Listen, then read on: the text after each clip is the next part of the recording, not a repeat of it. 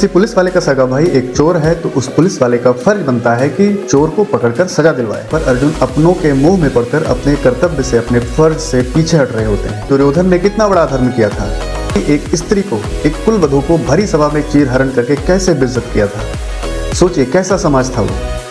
भगवान कृष्ण यही सब तो ठीक करना चाहते थे। भगवान कृष्ण ने अर्जुन को इसी मोह और डिप्रेशन को दूर करने के लिए भगवत गीता का उपदेश देना शुरू किया और 574 श्लोकों का ये महाज्ञान सुनाया।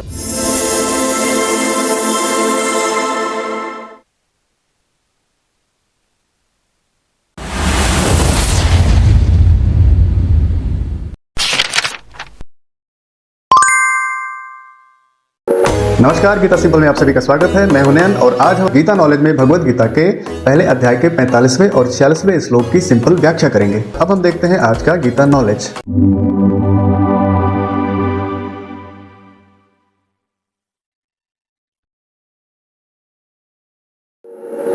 दोस्तों, गीता नॉलेज में आज हम भगवत गीता के पहले अध्याय के 45वें और 46वें श्लोक की व्याख्या करेंगे, जो कि इस प्रकार है।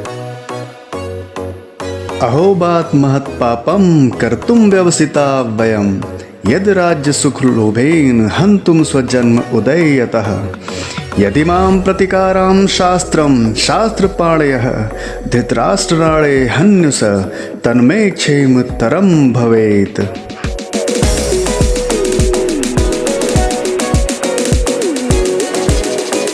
अर्थात अर्जुन कह रहे हैं, हाय, यह कितने दुख की बात है कि हमने भयानक परिणामों वाले इस महान पाप को करने का मन बना लिया है।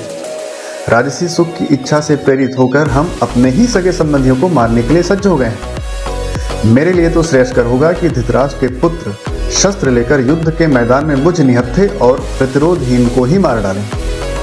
तो सिंपल शब्दों में अगर हम यहाँ पर देखें तो अर्जुन जब श्री कृष्ण को कहते हैं कि हे माधव, अपना रथ जरा दोनों सेनाओं के बीच में लेके चलिए और मैं सबको देखना चाहता हूँ।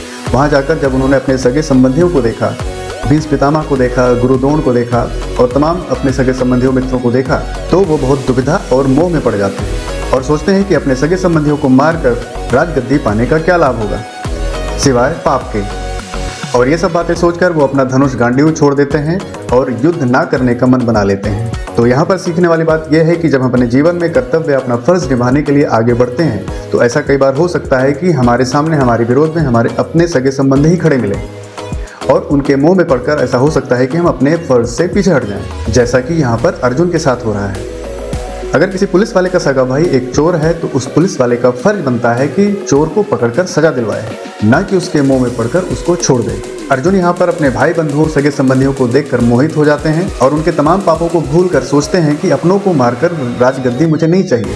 मेरे लिए तो यही अच्छा होगा कि मैं निहत्था युद्ध में बैठ जाऊं और दुर्योधन आकर मुझे मार डाले। यहाँ तक कि युद्ध को टलवाने की बात भी वो श्री कृष्ण से बोलते हैं। कुल मिलाकर यहाँ पर अर्जुन अपनों के मुंह में पड़कर अपने कर्तव्य से, अपने फर्ज से पीछे हट रहे होते हैं। जबकि दुर्योधन ने कितना बड़ा धर्म किया था, पांडवों से उनका सब कुछ छीन लिया था।